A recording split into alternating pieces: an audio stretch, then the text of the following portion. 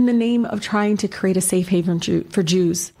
President Trump and Republicans are slamming Tlaib as anti-Semitic and want Nancy Pelosi to take action against the congresswoman. But Tlaib is refusing to back down. She's responding by saying critics are twisting her words in an effort to silence her, and Pelosi tweeting, Republicans' desperate attempts to smear Rashida Tlaib and misrepresent her comments are outrageous. President Trump and House GOP should apologize to Representative Tlaib and the American people for their gross misrepresentations. We'll take this around the table. Greg, do you think the Republicans hit the mark here or maybe missed it? You know, this is terrible for a Monday because you're forcing me after a calm weekend to have to defend this lady. Okay. All right, so I'm going to defend her and then I'm going to criticize her. First of all, the outrage over the Holocaust phrasing is distracting from her actual legitimate mistake about history. She didn't find the Holocaust calming. She said she found the idea of Palestinians providing safe haven to be calming. So this is no different than the fine hoax myth where people thought that Trump was talking about white supremacists and Antifa when he was actually talking about the debate over the monuments. So that's wrong. They're misinterpreting her. They're taking it out of context. And we should all have sympathy for her because people do that to us on the Five all the time. They'll take something we say, whether it's a joke, and then they'll put it up on a blog and say, Jesse says everybody should die. And you were talking about your hair, that you dye your hair. So that outrage is is misplaced. But her claim that the Palestinians were open arms about this, that's the troubling part. And I'm not a historian. I don't know enough about this, but I read up on it. I mean, the Palestinian leaders were collaborating with Hitler, right? They prevented safe haven for a lot of people who ended up dead. So her history is what's the outrage. The Republicans should focus on that and not about pulling an out-of-context thing, the calming word, which is kind of cheap. Which gave her an opportunity to say, Lisa, that her words were taken out of context.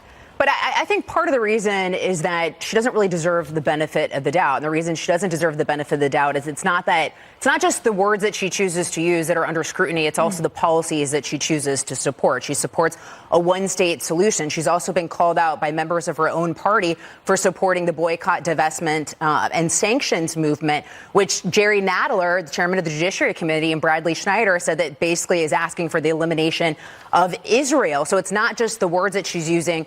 It's her policies that she supports. And if you want to look at an area where the Democratic Party is deeply divided, it's on the issue of Israel. I mean, remember Steny Hoyer going to the AIPAC stage and calling out Omar and Tlaib and these freshman members of Congress and their progressive viewpoints that many view as anti-Semitic. There was an opportunity, Juan, for the House Democrats to pass an anti-Semitism resolution. They decided not to do that. Let me read to you President Trump's tweet about this. He said, Representative Tlaib is being slammed for her horrible and highly insensitive statement on the Holocaust. She obviously has tremendous hatred of Israel and the Jewish people. Can you imagine what would happen if I ever said what she said and says?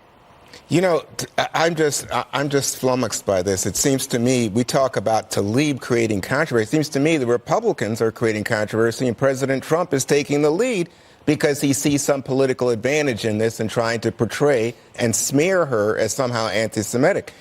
I mean, we can have arguments about the history, totally legitimate, but I just take my hat off. Greg, exactly right. This woman was talking about the potential bond between Palestinians and Jews, something you almost never hear about, because she said, in fact, who had to give up their land, not voluntarily. She made that very clear, not voluntarily. But people who gave up land to create the safe haven that is Israel for Jews post-Holocaust.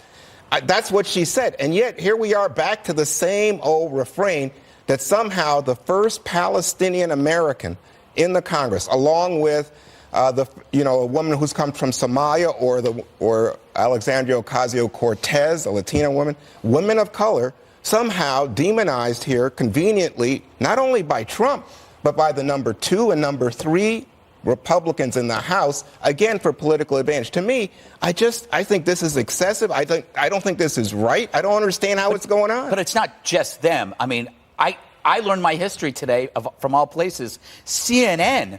I mean, CNN, John King took her to task with historians. That's where I am. I'm going like, it was her history was wrong, but anyway. And then, but because of all of this, so this is what she tweeted, Jesse. Policing my words, twisting and turning them to ignite vile attacks on me will not work. All of you who are trying to silence me will fail miserably. I will never allow you to take my words out of context to push a racist and hateful agenda. The truth will always win. And what I think about that is that, but the truth on the history side, that's where the truth should lie. Right. Well, someone very smart one time told me never to invoke the Holocaust unless you absolutely have to, because you never want to use it in an analogy. You never want to compare your political opponents to Hitler or to Nazis. And you definitely don't want to compare the suffering of Jews during the Holocaust to the suffering of any other people. And she kind of almost did that in a way. So the fact that Jesse Waters is giving advice to anybody else on how not to be offensive, let that sink in, Representative Tlaib, because we've come a long way. But looking at the context of what she said, she was more clumsy than she was anti-Semitic. But there was a little anti-Semitism strain in there, and that's about revising the history of the Holocaust. And it's a slippery slope, because when you talk about what Greg said, the Palestinian leadership did not welcome the resettlement of the Jews with open arms. That's what she said. They met with Adolf Hitler. They sided with Adolf Hitler. And then since that time period, the Palestinians and the entire Arab world has tried to exterminate the Jewish people. If you look at anything that anybody said in Iran, in Iraq, in Saudi Arabia, that's their entire agenda. That's what people have trouble with, her whitewashing history. And then when she's attacked for it, saying, oh, I will not be silenced. Can I add just for the bigger thing, because this happens a lot. We see this, the Republicans will straw man an argument after the Democrats straw man an argument when they hear a quote by somebody on the Five, right? It was not a great quote. Yeah, and then you seek the worst possible interpretation of a quote. This is the contagion that the media has infected the world with, which is that when you say something, I'm going to think that it's the worst. The left does it to us, we do it to them. And the Washington Post, who actually defended her here, is guilty of the exact same thing that Republicans do all the time, and now they're on their high horse talking about context. But they always remove context when they attack Republicans. But it's also beyond just this statement alone. As I mentioned before, you have Democrats on her side of the aisle calling her out for the policies that she supports. The Zionist Organization of America recently called on the Democratic Party to kick her out, kick her off committees. They name terrorists and sympathizers that she associates herself with. So I think this is much deeper than just this simple comment. So in other words, I'm telling you, this is what the Zionist Organization of America said. Everybody is this way or that way, and you're with the Zionists, and the Zionists support the BDS movement? Are you kidding me? I don't but I'm trying to say you can't trust the Zionists to go after Tlaib. But again, I'm sure that morning newspapers will say, well, President Trump tweeted about it, so we've got to say Representative Tlaib creates a controversy. No, Trump created the controversy, and the Republicans created it. So you just did the same thing you're accusing her of. It doesn't have to be. You don't have to have two polarizing positions. It is in this situation. I know we all sat here and said the woman was taken out of context. She was sloppy, and she got taken to the woodshed for it. That's all it is. Well, and that was our A block. Bill Nye, the science guy, attacking Republicans with a foul-mouthed defense